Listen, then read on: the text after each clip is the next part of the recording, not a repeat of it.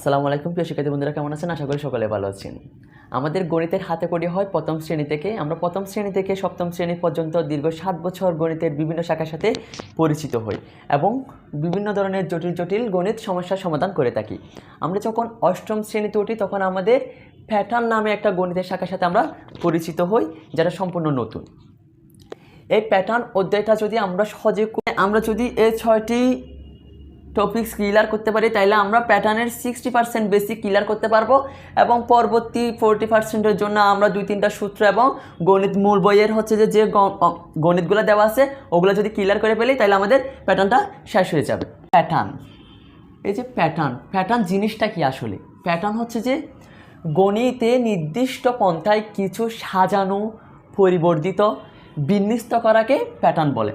গণিতের মধ্যে মনে করেন যে কোনো কিছু, সেটা সংখ্যা হোক, সেটা রাশি হোক, যে কোনো কিছু হচ্ছে যে নির্দিষ্ট কোনো কিছু একটা নিয়মে সাজানো, পরিবর্তিত করা এবং বিন্যস্ত করা, সাজানো কি কথা কে প্যাটার্ন বলে। যেমন 1, 3, 5, 7 এটি হলো ক্রমিক স্বাভাবিক বিজোড় সংখ্যার প্যাটার্ন। মানে ক্রমিক স্বাভাবিক সংখ্যার বিজোড় সংখ্যার একটা প্যাটার্ন নিয়মের হচ্ছে যে 1, 3, 5, 7 এটা একটি প্যাটার্ন আকারে চলে। তাহলে আমরা প্যাটার্নটা বুঝতে পারলাম। এবার আসি স্বাভাবিক সংখ্যা। স্বাভাবিক সংখ্যা কাকে বলে? 0 থেকে বড় সকল ধনাত্মক, অখণ্ড বা পূর্ণ সংখ্যাই স্বাভাবিক সংখ্যা।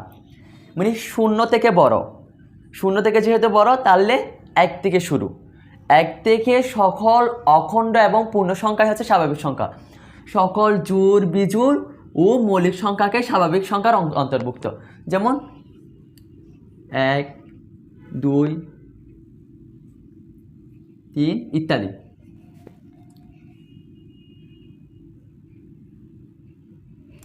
তাহলে আসে আবার মৌলিক সংখ্যা। মৌলিক সংখ্যা কাকে বলে? 1 থেকে বড় সেসব সংখ্যা 1 ও সে সংখ্যা ছাড়া অন্য কোনো গুণনীয়ক নেই, সেগুলোকে মৌলিক সংখ্যা বলে। অর্থাৎ মৌলিক সংখ্যা তাকে বলবো আমরা। মৌলিক সংখ্যা সত্য দুটি। কি? প্রথমত 1 থেকে বড় হতে হবে, দ্বিতীয়ত ওই সংখ্যাকে 1 দ্বারা এবং সে সংখ্যা দ্বারা ছাড়া অন্য কোনো সংখ্যা দিয়ে ভাগ যেতে পারবে না। যেমন 3কে আমরা 1 দিয়ে ভাগ করতে পারবো,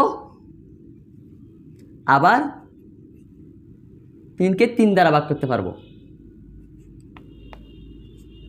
3 অন্য কোনো সংখ্যা দিয়ে আমরা ভাগ করতে পারি না। তাইলে মৌলিক সংখ্যা কাকে বলে? মৌলিক সংখ্যা হচ্ছে যে 1 থেকে বড় হতে হবে এবং সে সংখ্যার 1 এবং সে সংখ্যা ছাড়া অন্য কোনো সংখ্যা দিয়ে কি যাবে না, ভাগ যাবে না, অর্থাৎ গুণনীয়ক নেই, তাকে মৌলিক সংখ্যা বলে। যেমন আমি এদিকে কিছু লিখছি 2, 3, 5, 7। আবারও বলে দিচ্ছি, 1 থেকে কিন্তু বড় হতে হবে এবং 1 এবং সে সংখ্যা ছাড়া অন্য কোনো সংখ্যা দ্বারা ভাগ যেতে পারে না। এবার আসি ক্রমিক সংখ্যা। যে কোনো সংখ্যার সাথে 1 যোগ করে পরবর্তী ক্রমিক সংখ্যা পাওয়া যায়। একদম সহজ। যে কোনো একটা সংখ্যার সাথে যদি আমরা পরবর্তীতে 1 যোগ করি তাহলে ক্রমিক সংখ্যা পাওয়া যাচ্ছে। যেমন 3 পরবর্তী ক্রমিক সংখ্যা কত? 3 সাথে যদি আমরা 1 যোগ করি তাহলে কত হয়? 4। তারপরে 4 পরবর্তী ক্রমিক সংখ্যা কত? 4 সাথে যদি আমরা 1 যোগ করি তাহলে 5। তাহলে ক্রমিক সংখ্যা কাকে বলে? যে কোনো সংখ্যার সাথে 1 যোগ করে পরবর্তী ক্রমিক সংখ্যা পাওয়া যায়। যেমন 3, 4, 5 ক্রমিক সংখ্যা। এবার আসি, এটা সম্পূর্ণ নতুন ফিবোনাক্কি সংখ্যা। ফিবোনাক্কি সংখ্যাটা কি? যে সংখ্যা দ্বারাই পরপর দুটি সংখ্যার যোগফল সমান হয়। যে সংখ্যাটি দ্বারা পরপর দুটি সংখ্যার যোগফল কী হবে? সমান হবে এবং সে সংখ্যা দ্বারাকে ফিবোনাক্কি সংখ্যা বলা হয়। ফিবোনাক্কি দ্বারার প্রথম দুটি পদ যথাক্রমে 0 এবং 1। আমি এদিকে কিছু এক্সাম্পল লিখেছি ফিবোনাক্কি সংখ্যার। যেমন 0 আর 1 যোগ করলে 1, তাহলে এর পরবর্তী দুটি সংখ্যা যোগ করে কত হয়? 2। 2 আর 1 যোগ করলে কত হয়? 3। 3 আর 2 যোগ করলে কত হয়? 5।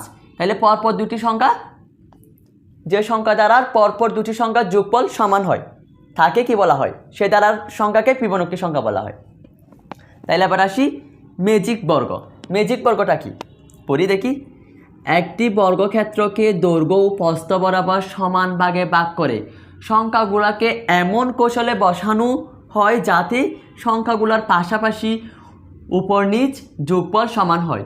এই কৌশলই ম্যাজিক বর্গ। আমি আবারও বলতেছি, একটি বর্গক্ষেত্রকে দৈর্ঘ্য এবং প্রস্থ বরাবর সমান ভাগে ভাগ করে সংখ্যাগুলোকে এমন কৌশলে বসানো হয় যাতে সংখ্যাগুলোর পাশাপাশি বলতে এদিকে পাশাপাশি উপর নিচ এবং কোণাকুণি যোগ করলে যোগফল সমান হয়, তাকে ম্যাজিক বর্গ বলে। যেমন এটা হচ্ছে 3 ক্রমের ম্যাজিক বর্গ, 3 ক্রমের ম্যাজিক বর্গ। এখানে আমরা এই শর্তগুলো মানে কিনা দেখি। আমাদের বলছে পাশাপাশি যদি যোগ করে আমরা 8 আর 1 কত 9, 9 আর 6 কত 15, 3 আর 5 কত 8, 8 এর সাথে কত 15, 4 আর 9 কত 13, 13 আর 2 কত 15। এবার আমরা এদিকে যোগ করি 8 আর 3 কত 11, 11 আর 4 কত 15, 1 আর 5 কত 6, 6 আর 9 কত 15, 6 আর 7 কত 13, 13 আর 2 কত 15।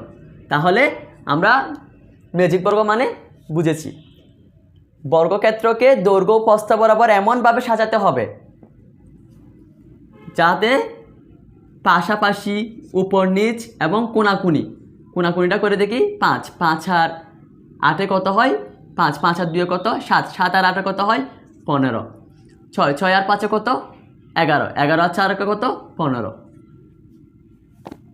তাইলে প্যাটার্ন, স্বাভাবিক সংখ্যা, মৌলিক সংখ্যা, ক্রমিক সংখ্যা, ফিবোনাক্কি সংখ্যা, ম্যাজিক বর্গ, এই 6টি দ্বারা যদি আমরা আয়ত্ত করতে পারি তাইলে আমরা প্যাটার্নের 60% বেসিক আমরা ক্লিয়ার করতে পারবো, এবং পরবর্তীতে আমরা সূত্রের সাহায্যে কয়েকটা ম্যাথ অ্যাপ্লাই করলে সরাসরি আমরা পুরো প্যাটার্নটা শেষ করে ফেলতে পারবো।